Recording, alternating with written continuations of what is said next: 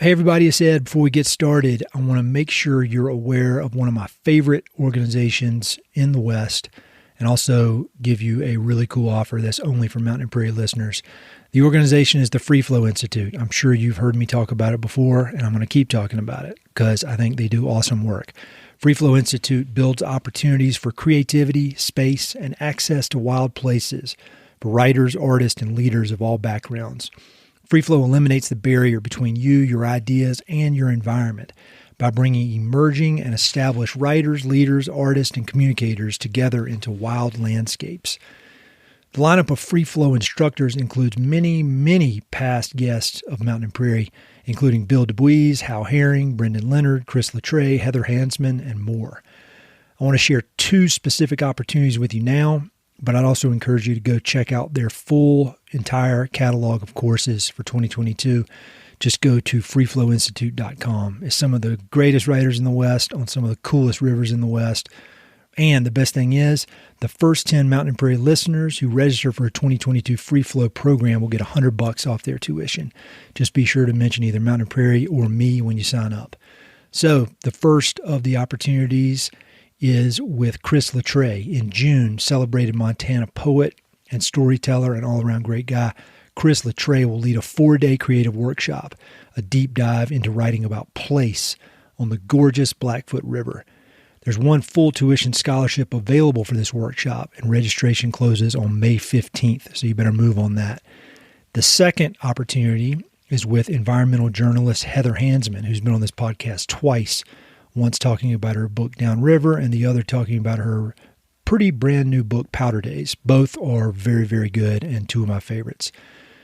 This September, Heather's leading a 6-day journalistic exploration of the Green River's Gates of Lodore, focused on inquiry, truth-telling, and resonance in the realm of social and ecological issues.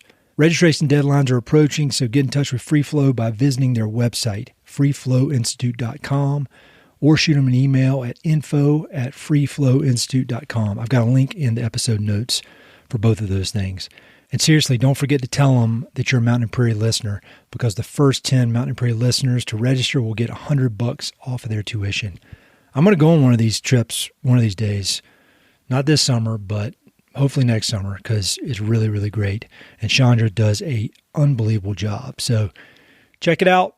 Tell them I sent you. Thank you.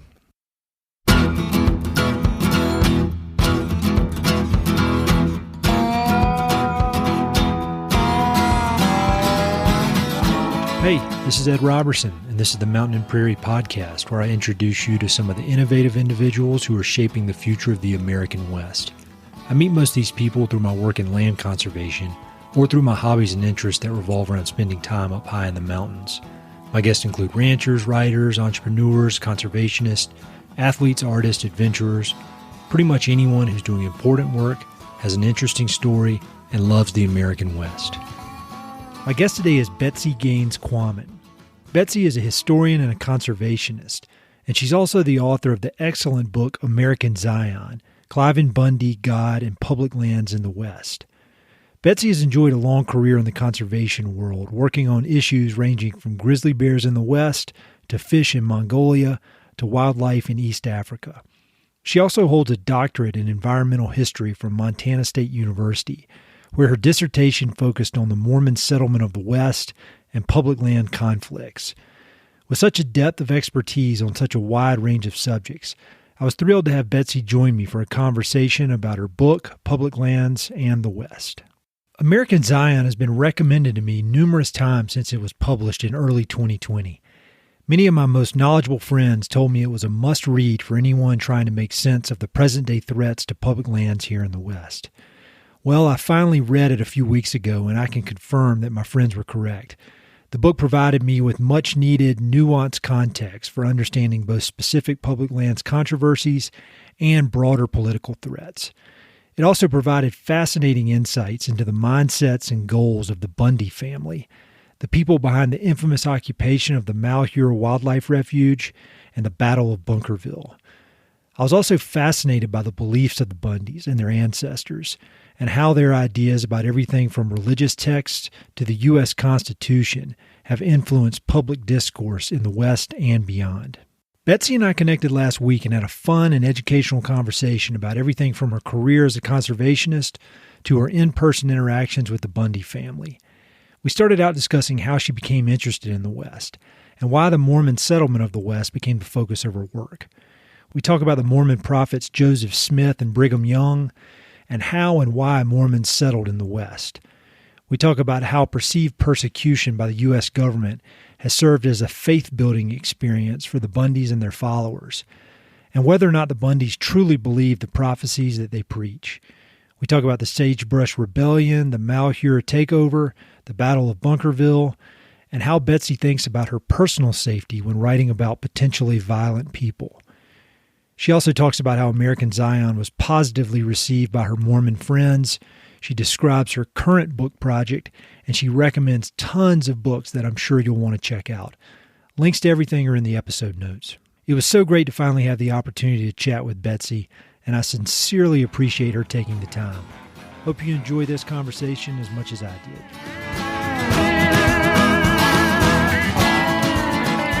First of all, I wanted to say that I absolutely loved your book. It was so great, and as we were saying just before we started recording here, it locked me in from the very first paragraph, and I thought the first paragraph, I think I read the first paragraph maybe 5 or 6 times before I even continued reading the book.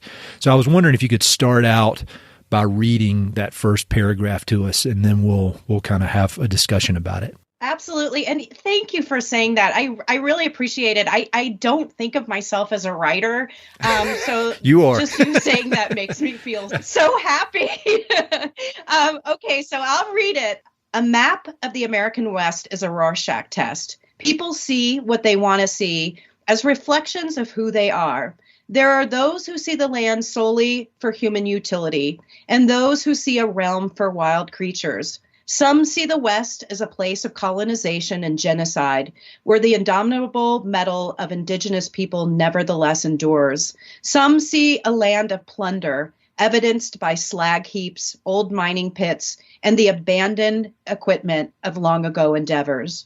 There are those empty corners where a look in any direction reveals no obvious human marks, though the marks exist.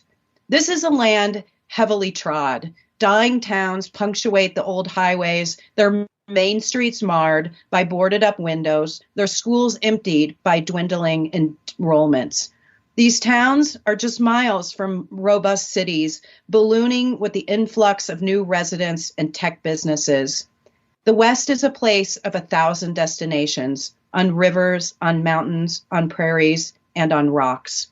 It's where cars speed down lonely roads, flanked by grazing horses and cattle, fence lines and range, billboards and baled hay. It's a place of differing points of view, a place of intersections and of loggerheads. People see their own ink blots here, spread across the land, colored by custom, ambition, opportunities, and cows, sacred and otherwise.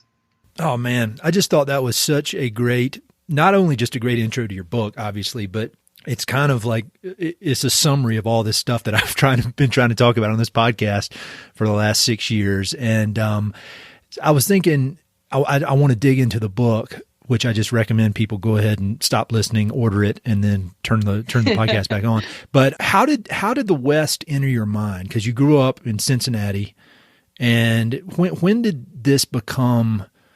Like, when was your first memory of getting interested? Because now it's a massive, massive, massive part of your personal and professional life. What was the first spark? Right. That's a good question. I grew up coming to Colorado to go skiing. My family had a house in Evergreen. Oh, cool. It was actually my dad's twin sister and her husband and my cousins. And so we would go out there and ski every year at Arapahoe Basin. Yep. And I absolutely fell in love with that. I knew I was going to move out there. And so when I was 16, I went to high school for a while in Colorado Springs. And then I ended up going to Colorado College. And so I haven't left. I mean, I've been out west pretty much continuously since 1986. I lived in Nairobi for a year, and then I moved to to Montana. So the West just was a place that I knew I had to be. And once I got here, I wasn't going to leave. So, I mean, you're obviously deeply immersed in the history of the West, and both, you've got a PhD, and when did the kind of the history of the West and really digging into specifically the Mormon settlement and the Mormon cultural foundations of the West, when did that become such a important part of your life? Okay, so this is going to be a little circuitous, and so no, that's good. I love circuitous. I worked on conservation for years and years. I was primarily interested in grizzly bear conservation, which is where I met Doug Peacock, who absolutely he'll be on the podcast soon, and I'm so excited for you to have a chance to talk to him.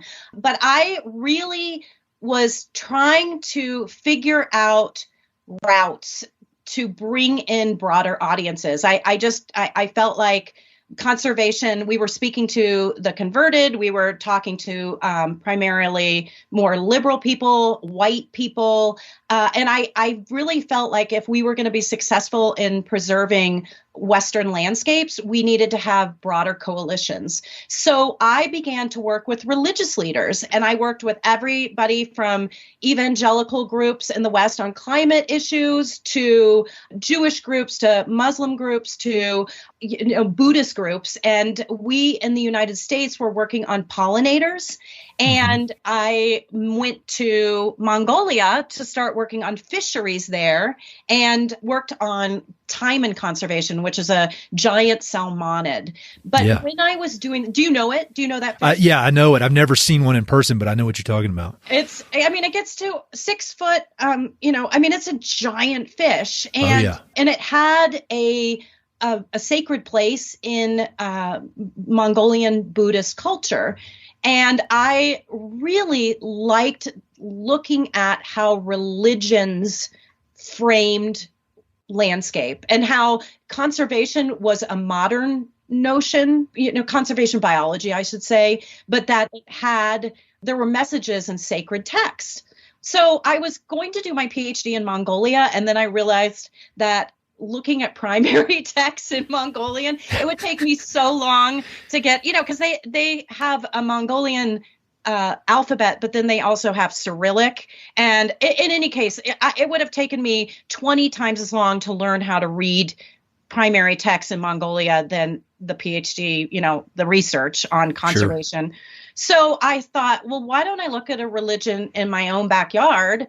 And that was Mormonism, which has a very different way of seeing landscape, which is more utilitarian, although there are some really, really good people who grew up in the Mormon church who were amazing conservationists, such as Terry Tippis Williams, who is one of the most amazing writers and conservationists in the country. But I started working on that. And so it wasn't my first thought, but it ended up being something that I was really invested in, which was this idea of how do people look at landscape through religious perspectives. Yeah, that's really interesting about the storytelling component of trying to get conservation out to a wider audience, because that's something I struggle with as well, even, in my daily work in land conservation, is just trying to get it to a different audience. And I feel like your book here is a great example of that, because I've read a lot of things. I haven't been focused specifically on Mormons, but just over the years I read like John Krakauer's book, Under the Banner of Heaven, that comes to mind. And then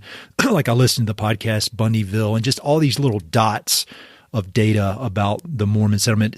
Dr. Sarah Dant from Weber State, I believe, she wrote a environmental history of the American West. And so I've had all these different data points about Mormons, and I felt like what your book did was it connected all of them into this narrative that made sense to me and took me, back from the initial settlement to where we are today, and even just the mindset that has led to some of the political stuff that we're in with, conspiracy theories and all that. So you're obviously a master storyteller, because it connected all this junk that was kind of floating around in my head.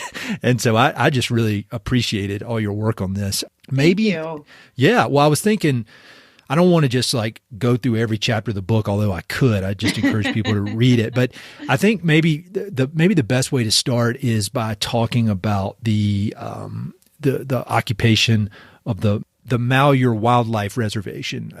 And you had, as part of your PhD work, you had met with the Bundy family at some point before they ended up taking over this place. And so could you maybe just talk about what led you to go and meet with Cliven Bundy? Like, maybe first of all, who is Cliven Bundy, and why did you end up meeting with him? That's a good question. So I had been working on my dissertation by that point, and I was looking at how places in the West are settled, and what kind of culture establishes themselves on the landscape. So when I looked at the place that I was working on, which is what I would call the Mormon culture region, I was looking at southern Utah and southern Nevada, and I was looking at Mormon settlement, and there was this notion of sacred space. This was Mormon homeland. This was what Joseph Smith had promised his people, that they would find Zion. And it was an interesting kind of collaboration in the establishment of Zion National Park, which was, these preservationists who came to the region to protect the landscape, and they were in relationship with the Mormon farmers and settlers there who were living on the landscape in a very different way than what the preservationists envisioned for this public land down there. But it was a very collaborative effort in establishing Zion National Park. Things started to go downhill as the preservationists, or what we would call conservationists, became more ambitious in their protection plans and putting together national parks and national monuments. And so there began to be conflicts in that region. And I'm sure, Ed, you know about the Sagebrush Rebellion. Yes. But your book, I knew the term, and I'd read a little bit about it and heard a bit about it. But once again, your book really, it tightened it all up in my brain to a point that now I can say I know about it. So thank you for that. No, well, it's something that, these were the land use wars. This is something that I think people need to understand, that this stuff has been going on for a while, and there have been, armed conflicts. It's not like the Bundys, but there have been really angry protests over federal, sort of designations of public land protection efforts. And although the Sagebrush Rebellion was happening throughout the West, I found that it was particularly vitriolic in these Mormon communities. And so I wanted to know what it was about the Church of Jesus Christ of Latter-day Saint ideology that may have been a catalyst in some of these more angry fights. And and so this was kind of the thought I had. I've now kind of brought you through what I was doing my dissertation on. And so I was messing around with these ideas. And what happens in 2014, the Bundys have an armed conflict in Bunkerville, Nevada, called the Battle of Bunkerville. And it shut down Interstate I-15 for 2 hours with traffic backed up for miles. There were militia people pointing guns at law enforcement. And it was a really, really tense event. It got a lot of it got a lot of sort of recognition and publicity, but I don't think it got as much as the Malheur National Wildlife Refuge takeover, because I think that lasted for 41 days. But this was a huge deal. And I remember thinking, oh my gosh, the Bundys are Mormons. And I wanted to go and ask them about their particular ideologies and how it played into this land use war. And we can talk about how it got to the standoff. Cliven hadn't paid his grazing fees, and the federal agents were rounding up his cows. But he said that they were rustling cattle, and he got the militia all involved. And it became a very, very defining moment in the Bundys' visibility and I would say, the adoration that the militia movement has for the family, because the feds at that point, they backed off. And, yeah, they and backed off. Is amazing. It's crazy to me. What am I missing there? What am I missing? Sometimes I feel like I've got my, subpar intelligence or something, but on some of these things, I feel like I'm missing a major piece of the puzzle, but I don't understand why. Well, I mean, I guess your book lays it out. There's this history of you don't want another Waco or something like that, but I can't believe they backed off. Yeah, I have a lot to say about this. The feds didn't handle it particularly well at all. There had been some sort of assessment of the Bundys at that point. Were they going to be dangerous? And they were determined that the FBI had determined that they wouldn't necessarily be dangerous. And I really think that if the BLM, which is the Bureau of Land Management, who were managing the lands that the Bundys were running their cows on, and the federal government, and even the Las Vegas law enforcement, because they're in Clark County, so the Vegas police were involved in it. I think that they could have done, in advance of confiscating the cows, some just education and community outreach. Like, we're not here to steal Cliven's cows. He hasn't paid grazing fees, in 20 years. He's increased his cattle herd. He's spread out through this whole area. He's breaking the law. His cattle is trespassing. But what they did instead is they came in with their SUVs and their flak jackets and in black, and they played into this narrative that rural communities do really feel that the government will come in at any minute and shoot you. I mean, it goes back to Ruby Ridge. It goes back to Waco. And so they couldn't have played into that narrative better. Yeah, well, and then there's a part several times in your book you talk about faith promoting experience, and when you look at the history of the Mormon Church, and they've been pushed by the federal government for as long as they've existed. They've pushed across the country. They've been pushed, in their Dixie land that they claimed, and so it's almost like from reading your book that they're expecting to be pushed, and if they're not being pushed, something is off, because that's what has defined their entire religion, and the religion's entire existence. Is that correct? Yes, that's really what I did in looking at the Bundy story. Is I spend a lot of time talking about early church ideology and how it's informed the Bundy War. And he'll call it a religious war. I mean, this is something that, I've talked to him at length about it. And when I went to visit them, I visited them several months after, as I said, what they call the Battle of Bunkerville, even though there wasn't a shot fired. But it sure was a victory, in terms of what the family, because they're still grazing there. So it was a victory in terms of what the family has been able to get away with. And we talked a lot about the church. We talked a lot about the Book of Mormon. We really spoke about ways that he sees as defining land ownership. And so, one of the central tenets of my book is that Zion was promised to the Mormon people as homeland. And Zion was in Missouri. And that's where Joseph Smith, who was the prophet, said that the Mormon people were going to have their sacred space, their sacred land. Well, they were run out of Missouri for a number of reasons, primarily because the Mormons were abolitionists and those living in Missouri wanted to own slaves. So they were pushed into Illinois, and then that became Zion, or sacred land.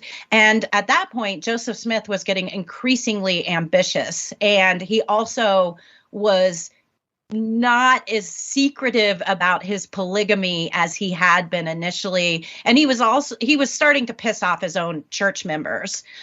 He ran for president. He had all sorts of things that he was getting increasingly authoritarian too, and cracking down on people who were criticizing him. And so between sort of the mutiny in his church and also the outsiders in the area who were getting angry at his shenanigans, he was arrested, and then essentially he was murdered. But that really became a prominent moment in the Mormon church, that there are folks out after, they're out to get you. Mm-hmm. And I think one of the things that is very interesting about the Mormon church is the sacred place of the Constitution.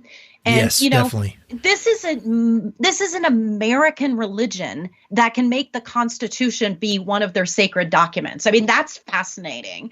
And so Joseph Smith always talked about, sort of the right to practice religion. I mean, this is a divine right. Cliven Bundy talked to me about the Constitution and how it's divinely inspired. And he actually said to me, which basically means Jesus wrote the Constitution. So there's this notion in Mormon circles that the Mormon people have a better understanding of the Constitution. And so when Cliven talks about the Constitution, and they wear the Constitution, that little pocket Constitution in their shirt pocket, that's going back to some of these early beliefs that, number one, God is protecting them. They have a better understanding of the Constitution in their own rights. They've been martyred by outsiders, by the government. I mean, it's all these different layers. And as you said, it does go back to this history of being pushed into the Great Basin, where finally Zion was established. It just happened to be established over public land. And then, when you fast forward to late 20th century, I mean, even things like the Wilderness Act or the Endangered Species Act, and I'm not saying I'm a 100% convert of I'm a big fan of the Endangered Species Act. I mean, I think there's good and bad with it, like there is with everything, but pretty much any sort of government intervention in the land, they've seen as a threat or a battle or a fight that kind of it's just like this circular thing where it proves that it proves their religious beliefs, or it's like, this is supposed to happen. We're being persecuted. We're being persecuted, of course. And so it's really, I don't know how you break out of that. I mean, so when you met Cliven, what was your, not really as a historian or as a professional, but just as a person, when you walked in there, what did you think about this guy? He was really nice to me. And, the family spent 3 hours with me. I had to drive back to Salt Lake City. And so I had to excuse myself. They were very, very excited to talk about their beliefs and their positions and their victory. And at that point, I didn't realize that Malheur was, right around the corner. I didn't know what was going to happen in terms of their prominence. And I really thought that they were outliers at that point. And just to go back to your other point, the idea of restrictions or any sort of affront to liberty, that is so at the core of this family's ideology. And, when COVID hit, I talked to Ammon. I called him, and I don't know. And he's a son, correct? Ammon is Cliven's son. And I talked to him, March of 2020, probably. And I thought, you know what? COVID's going to be the new Malheur. It's going to be his new campaign.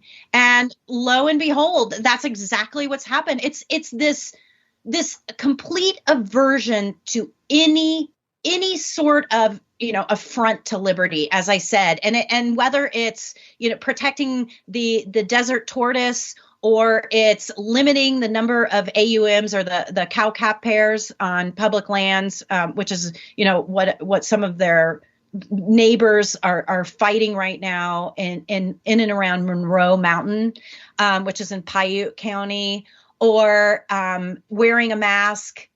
This is all things that they feel that affront their liberty. And it goes back to this again, early church idea that the Mormon people need to protect the Constitution as it's hanging by a thread. And so each time we see something that they see as an affront to liberty, they're going to put themselves in the role of fighting tyranny and protecting the Constitution, because that is early church ideology. Well, that was going to be my next question. And you're not a mind reader, obviously, but do you think that these people, they actually believe this stuff, or do you think they see it as a way that, like, say somebody sees the QAnon thing? Well, I don't believe that Hillary Clinton's drinking baby blood, but all these other people do, and I'm going to use it as a way to control them and a way to gain power. Do you see these people as true believers, or do you see them as very, very smart people who know how to gain power? I think that's a really interesting question, and I've thought about this a lot. The Bundys are true believers, for sure, true believers. I think that Ammon sees himself somewhat as a savior.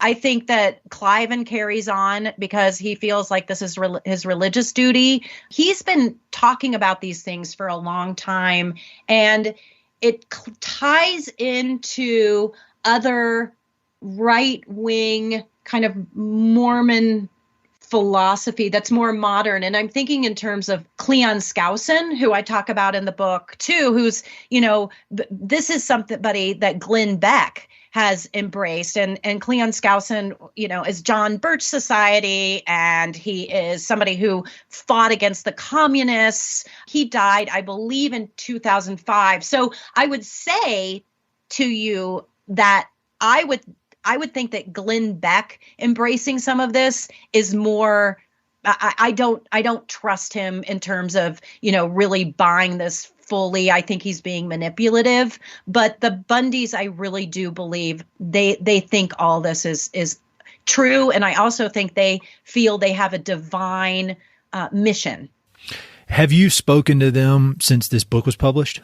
I talked to Ammon in March of last year, of 2020, when the book came out. And I haven't talked to them since, but I do know that COVID happened, and I was seeing these guys get more and more adamant in these messages. And this is not just the Bundys. This was militia maneuvering all over the country, but I was seeing it really out west. And there's a guy I talk about in the book, Stuart Rhodes, who is the head of the Oath Keepers. Oh, yeah. And he is in really big trouble right now for the January 6th insurrection.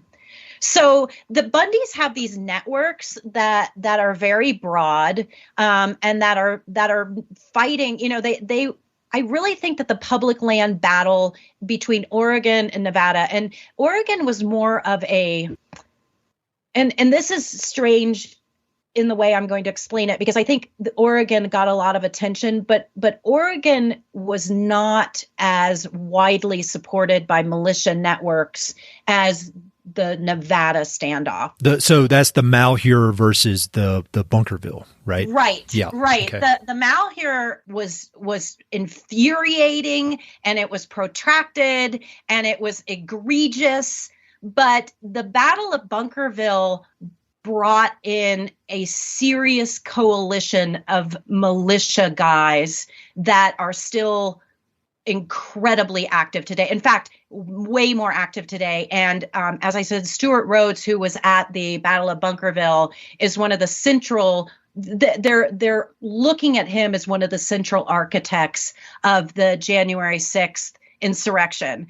This is all going back to me writing furiously as much as I could, saying, okay, guys, you got to pay attention to these networks. You got to pay attention to these networks. And I wrote a piece for the New York Daily News that Ammon read, or at least heard about. And he talked about me on talk radio, which made me feel a little nervous. Well, that's another question I had. I've got like 3 pages of questions, so I'm just kind of jumping on. But like, how that was that's exactly why I asked, have you talked to him? Because when I'm reading this, for about 100 different reasons, it makes me nervous, like thinking if I wrote something like that. And so how much in your brain, as you're putting this stuff out, are you considering what the implications might be for you? Because some of these folks, They're not the type you want to mess with. I'm glad people do mess with them, but how much, or does it make you nervous? Well,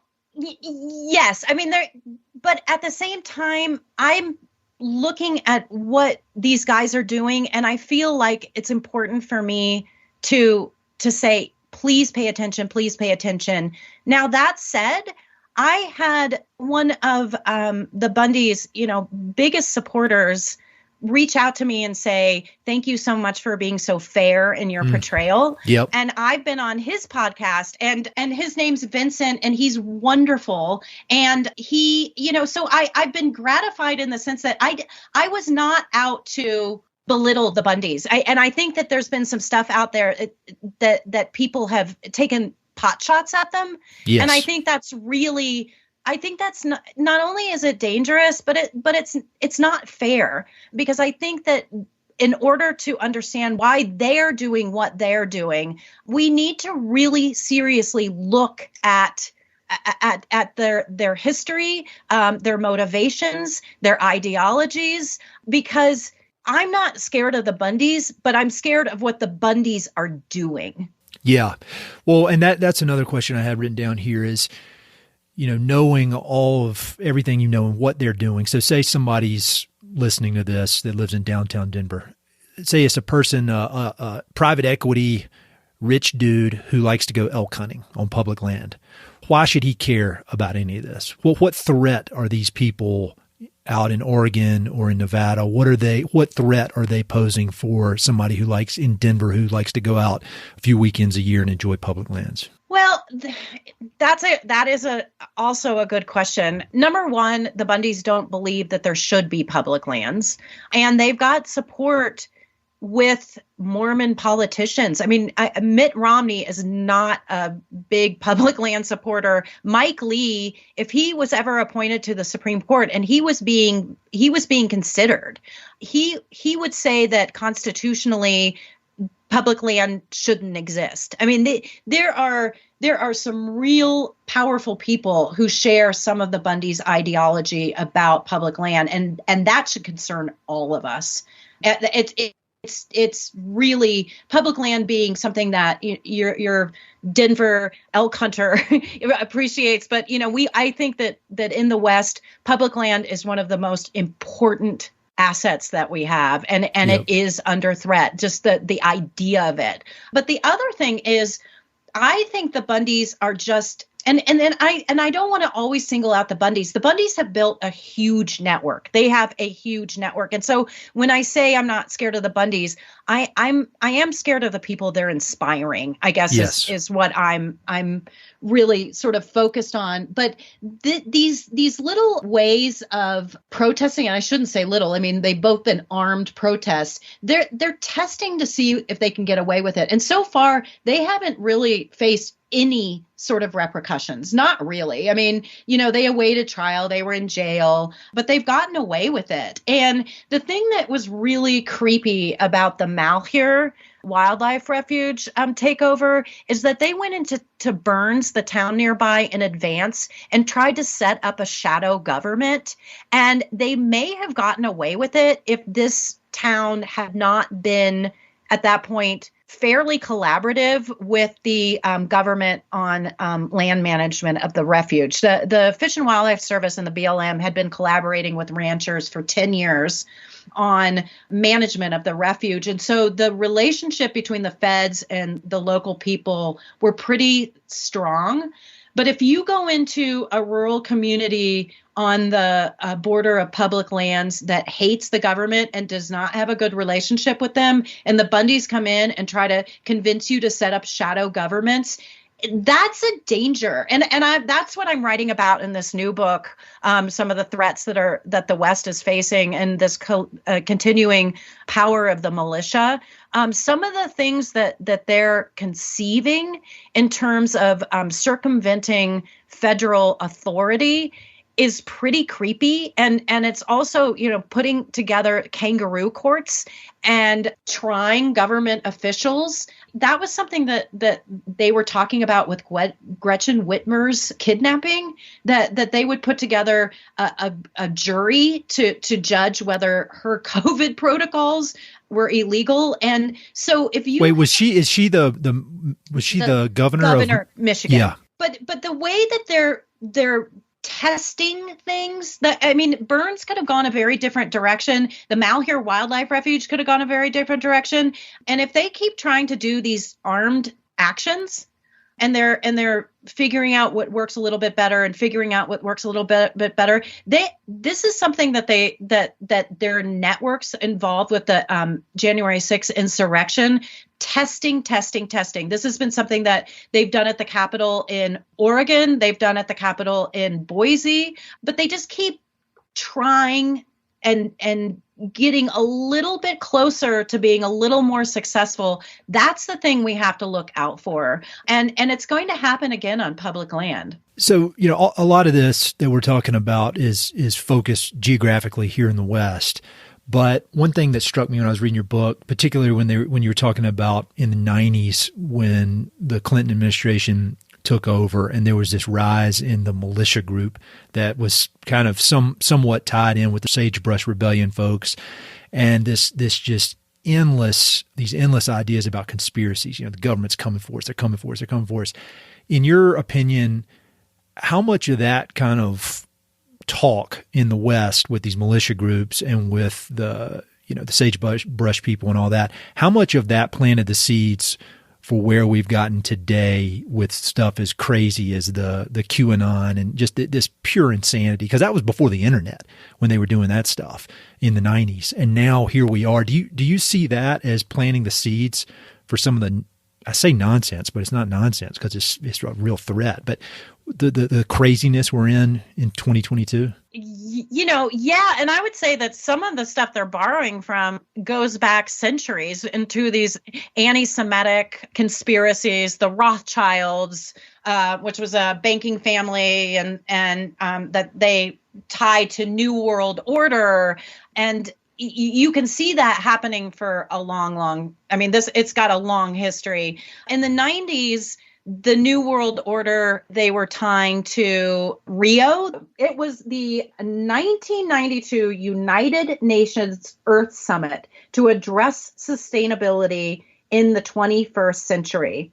And there was something called Agenda 21, which they contended was a blueprint for government takeovers and a grab for American lands and rights. So the Agenda 21 was just, it was really a model for combating poverty and looking at sustainability. And it was suggestions for taking care of marginalized people and indigenous people. And it wasn't binding. It was suggestions for, nations to take care of those people who, as I said, were marginalized. But it became this big, huge boogeyman. And so when you look at some of the things that are happening with QAnon, which is out of control, and again, when I first heard about QAnon, I thought, oh, this is going to fade away. This is too insane. But it hasn't. And it goes back again to these anti-Semitic tropes of bathing in blood and some of the things that they accused Jewish people of doing centuries ago. So this stuff keeps getting recycled. They keep borrowing from the same old thing.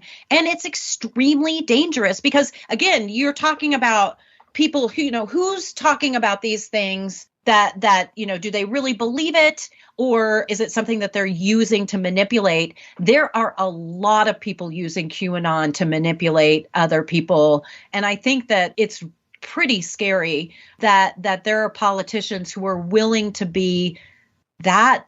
I don't even know the word that I would use, that they would use these vulnerable, addled people and do these dog whistles to get them potentially to be violent, because some of the QAnon rhetoric, it's getting increasingly violent, and they are, and I hate this expression, I'm going to use it, but it's so clunky. They're quote unquote othering people. So they're making Democrats or, liberals or people who don't believe QAnon into non-humans. And when you make a group of people into non-humans, and they're even saying that they're reptile people, you make violence towards them less of an issue. And I don't know if you've heard about this, but there is a man, I believe he was from Santa Barbara, who just killed his 3 children because he thought they were reptile people. And that's,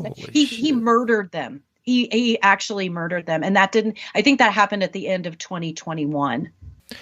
I don't, it may be sticking my head in the sand, but I can't look at the news. I just can't, because it's, that kind of stuff, like it drives me crazy. And then when I think that basically it's a profit machine, and people are, they're making stuff crazier and crazier on the news so that I'll click and then they can make money. And so unfortunately I've just had to block all news stations, all news things on my computer, because it makes me crazy otherwise. One thing that you hit on in the book that I've been thinking about recently, talking about these crazy conspiracies, is that I've thought for about the last year, I've been thinking that these people that believe these conspiracies, they are unbelievably optimistic people, and they really have a lot of respect and reverence, I guess, for the federal government to think that they could pull these things off. Because when I think of the federal government, I see a group, there's some people in there that are working really hard, but, we can barely get the mail delivered. And these people think that there could be a conspiracy to hide 9/11 or and so, and you hit on that a few times, talking about with some of their interpretations of the Constitution, the optimistic nature of it. So I thought that really kind of lined up with some of my thoughts. One other question I had about just generally backing up out of the details of this is, me and you, we both live in the West. We both have friends that are, I would imagine, I know I do, have friends that are in the Mormon church. And all the ones I know that are my friends are really, really good people. And it's made their life better by following this structure. They're not at all anywhere even closely related to what we're talking about here. Otherwise I wouldn't be able to be friends with them. So how do you separate that? Like when you're coming up with a book idea like this and you're writing it, how do you do it? Like, how has it been received by any Mormon friends you have?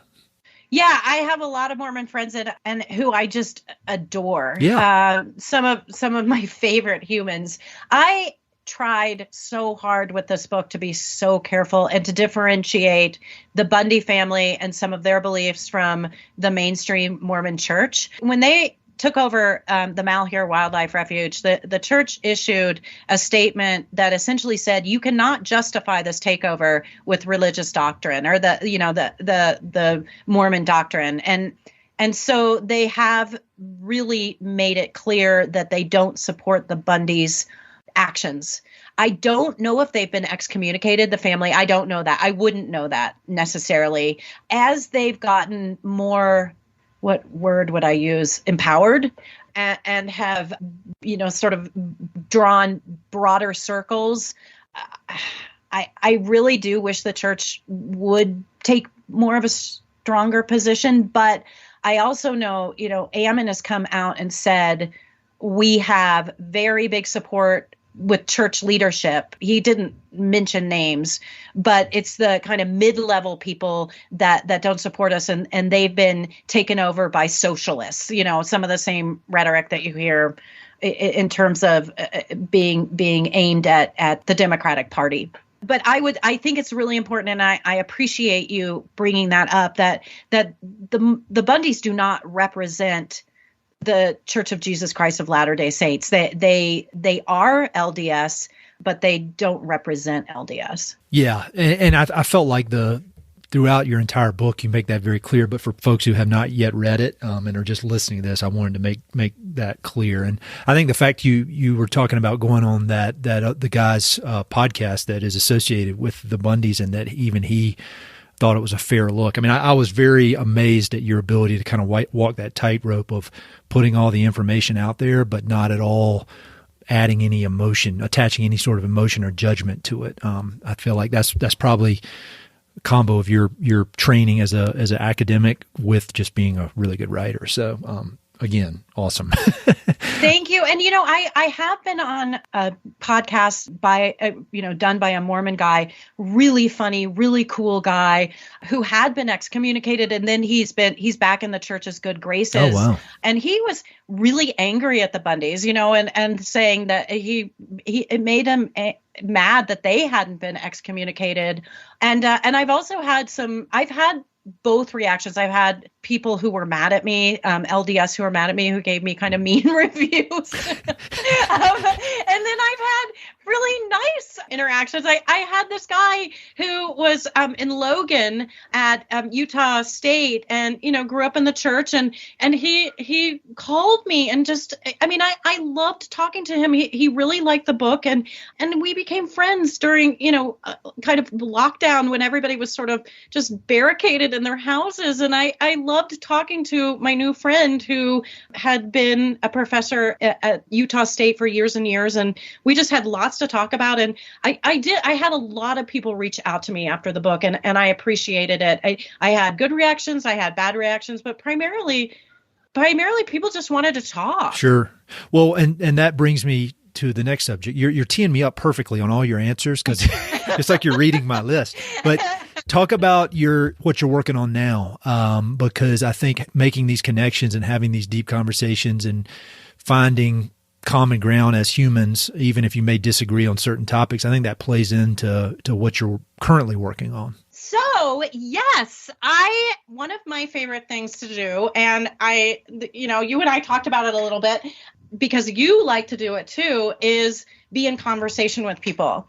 And I realized, American Zion was talking to a lot of people that I didn't necessarily agree with, but I was trying to understand really where they were coming from and why they were doing what they're doing. And my new book, which has been a ton of fun, it's called True West: Sorting Realities on the Far Side of America. And it's going out and talking to Westerners with different perspectives and different points of view and different political affiliations, and talking to them about issues that we as Westerners are facing. And that is everything from political polarization to militia to climate issues, and then also to communities changing, because the West really experienced quite a few COVID refugees. I know in Bozeman, where I live, we had a really big influx of people moving here that were buying places sight unseen, because I think there's an idea that the West is a healthier place. We also were a place with fewer, at least in Montana, restrictions because of COVID. So this book is looking at, it's actually just hearing people's stories and being in conversation with them about the various issues that we're facing right now. That's really cool. I'm very excited. I know the publishing process takes a long time, but we're going to go ahead and commit to having another conversation when that comes out. Obviously, in American Zion, and then in that book, and then just being, your background, just being a curious person, I know that reading is very important to you. And I love asking folks on the podcast for reading recommendations, and they could be about the West, could be about just, any books that have played a big role in your life, but maybe specific. Can you name a few books that specifically about the West first that are must reads for somebody like me? Okay. So when I saw that you asked this question, I have a pretty extensive list. Good. Are you ready? Yes. Okay. Well, I've got a real guru who edits this podcast, and he compiles the notes. Thank you very much, Sam. And so people can click through and see the full list. So yeah, more the better. Okay. So we've already talked about Under the Banner of Heaven, which I think is one of the most amazing books ever. And John, they're turning it into a series. I don't know if you've heard that, but it's going to be a television series. So that I think is amazing book. I read that book when I was on the plane coming to Wyoming for my job interview to move that eventually moved me out west. I flew into Salt Lake. and I was reading it, and then I drove from Salt Lake to Jackson Hole, and then I was reading it as I left.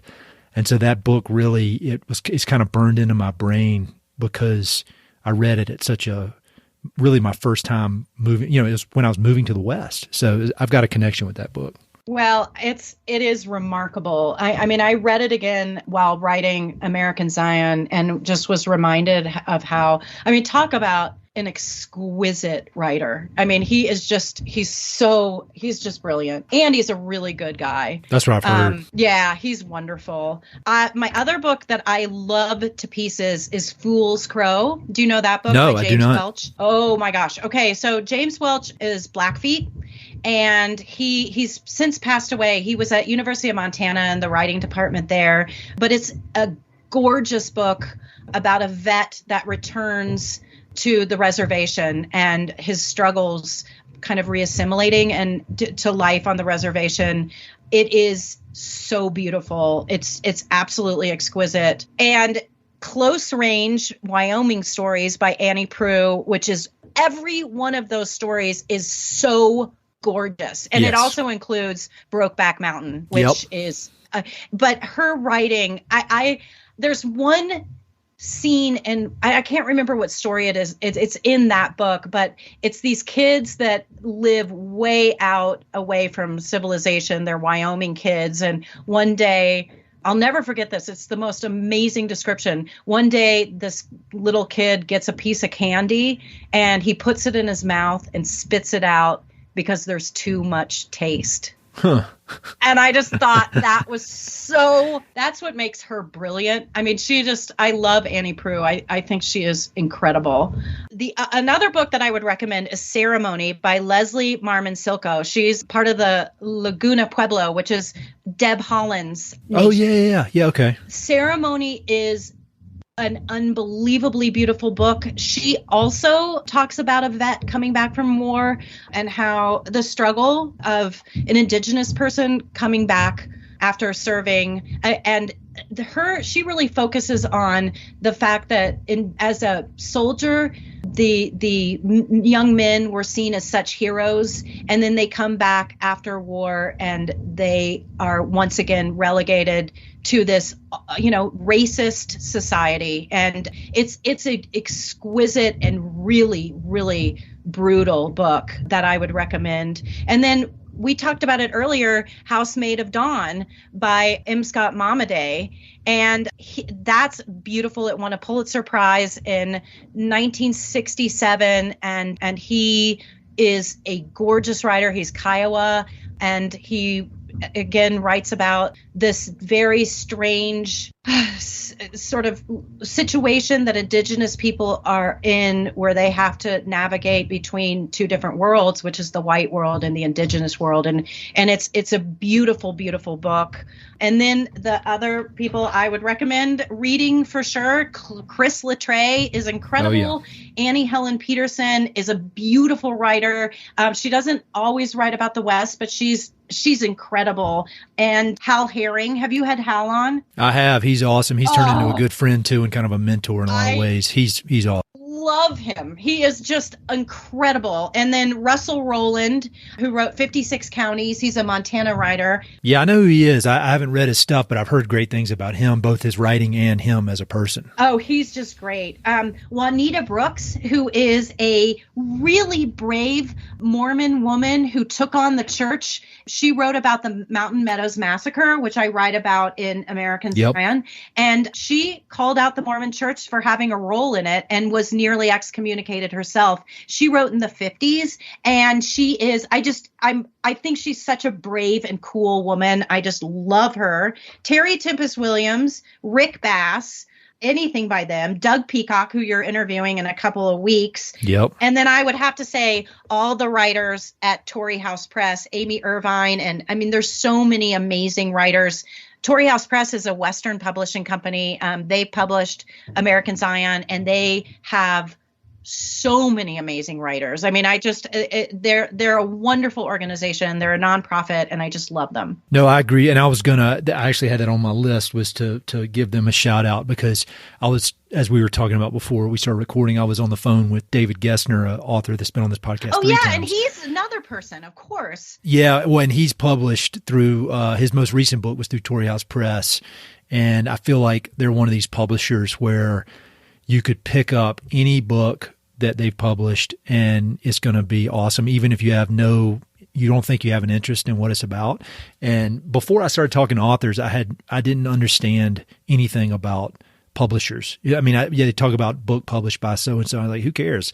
But it really does make a difference, I think, in Torrey House. And then I've gotten to know the people at Patagonia Books.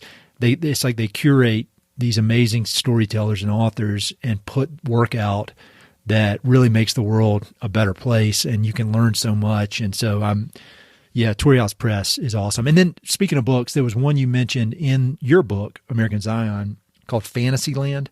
And it's about how Americans have the right to believe whatever they want. And I wrote that down, and I'm going to order that one as well. Kurt Anderson. Oh my God, that book is great. I loved that book. And there's so many amazing writers out there. There's so many amazing books.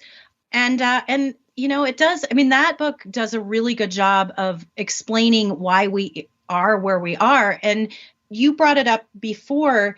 We've gotten to a point in our society that opinion is every bit as valid as truth.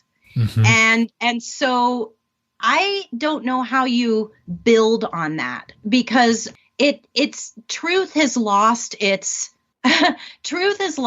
credibility. And so he talks about the history of how, as Americans, we've traded our, sort of rational and like our foundational truths for fantasy. And it's really problematic. And so one of the reasons why we have the political polarization that we have in our country today is, as you say, people who want to be in power, people who are cynical, people who are manipulative, can go and tell constituents, anything they want to hear so that they're elected, because people don't care about what's true. They want to believe what their own opinion is. And that is so dangerous. Oh yeah. I'm not at all, I don't think I've got it figured out, but the one thing I do know is that I don't know a lot. And so I'm always looking to learn and for facts and all this kind of stuff. And so it always amazes me when people just get so certain about some crazy thing they heard third hand from somebody. I don't get it. Well, and then layer in religion. Oh, yeah. And, as somebody who worked with religious leaders for years and years and has a huge appreciation for religious beliefs, when people opt to embrace religious beliefs over whether it's science or whether it's just, reality, it's dangerous, because it's really hard to argue with religious beliefs. And I think that goes back, to the Bundys who believe that their actions are religiously justified, even if it's against the law. Yeah. And your book lays it out so well. I'm very, very glad that we got connected and that I read the book, and I encourage people. It's like I was saying about Torrey House Press, and that's how this book is. Whether you think you have an interest in the Mormon settlement of the American West, or maybe you think, well, that doesn't really apply to me. It really does, and it has formed the foundation of a lot of things that are happening today. And I'm very impressed.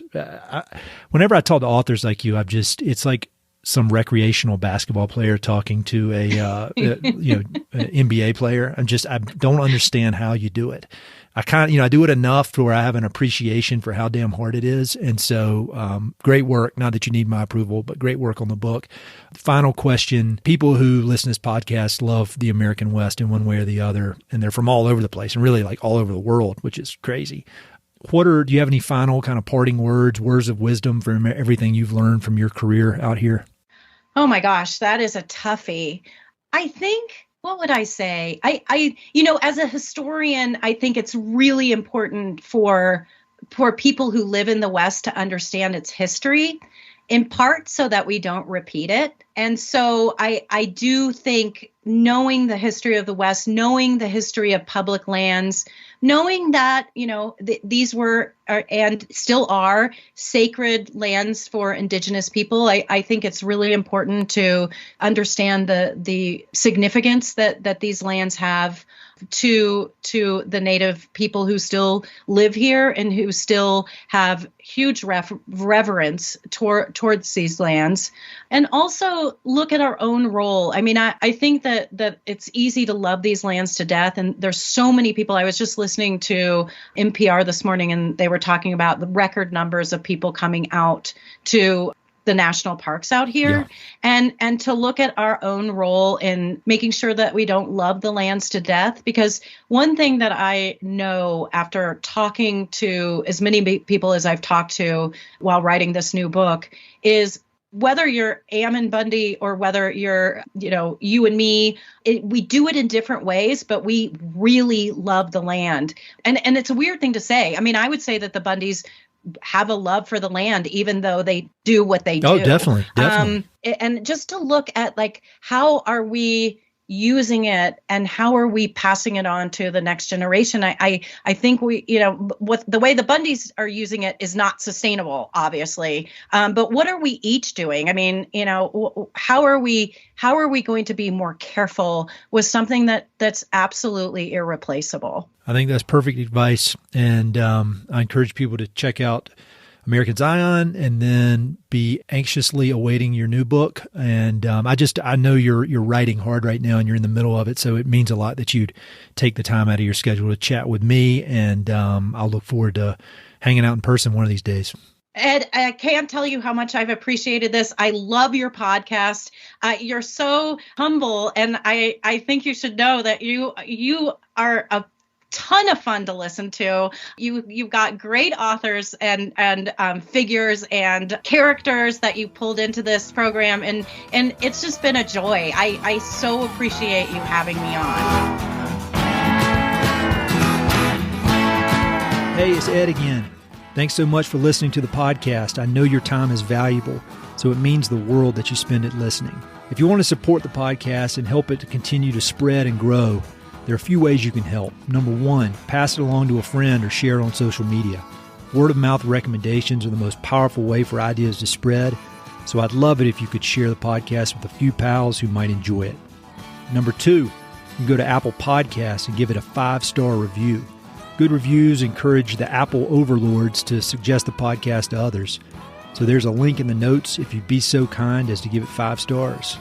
Number three, you can support the podcast financially via Patreon, and there are exclusive benefits for those who do, including a monthly behind-the-scenes newsletter, Mountain and Prairie stickers, live and recorded video chats with podcast guests, and much more. Number four, I've also got 2 emails that I send out. The first is my weekly email called Good News from the American West, which I send out every Wednesday.